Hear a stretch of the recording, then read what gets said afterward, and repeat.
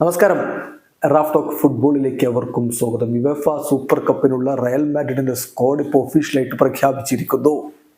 Super താരം Kylian Mbappe ഇതാ അവർക്ക് വേണ്ടി അരങ്ങേറ്റം കുറിക്കാൻ പോകുന്നു. എൻട്രിക്കും സ്ക്വാഡിലുണ്ട്. ശക്തമായ സ്ക്വാഡ് തന്നെയാണ് ഈ ഒരു കിരീട പോരാട്ടത്തിനായിട്ട് ഇപ്പോൾ റയൽ മാഡ്രിഡ് പ്രഖ്യാപിച്ചിരിക്കുന്നത്. യുവേഫ സൂപ്പർ കപ്പ് മത്സരം നടക്കുന്നത് ബുധനാഴ്ചയാണ്. ബുധനാഴ്ച എന്ന് പറയുമ്പോൾ നമുക്ക് സാങ്കേതികമായിട്ട് വ്യാഴാഴ്ച പുലർച്ചെ 12:30 AM റയൽ മാഡ്രിഡും അറ്റ്ലാന്റയും തമ്മിലുള്ള പോരാട്ടം വാഴ്സോയിൽ വെച്ചിട്ടാണ് ഈ മത്സരം നടക്കുന്നത്. അതിനു വേണ്ടിയിട്ടാണ് ഇപ്പോൾ സ്ക്വാഡ് പ്രഖ്യാപിച്ചിരിക്കുന്നത്. അതിശക്തമായ സ്ക്വാഡ് തന്നെ റയൽ പ്രഖ്യാപിച്ചിരിക്കുന്നു. ഗോൾ കീപ്പർമാരായിട്ട് കോട്ടുവ, ലിയൂനിൻ, ഫ്ലാൻ എന്നിവർ സ്ക്വാഡിലുണ്ട്. ഡിഫൻഡർമാരായിട്ട് Carvajal, Eder Militao, Alaba, Lucas Vazquez, Vallejo, Fran Garcia, Rudiger, Mendy, Jacobo എന്നിവരെ ഉൾപ്പെടുത്തിയിരിക്കുന്നു.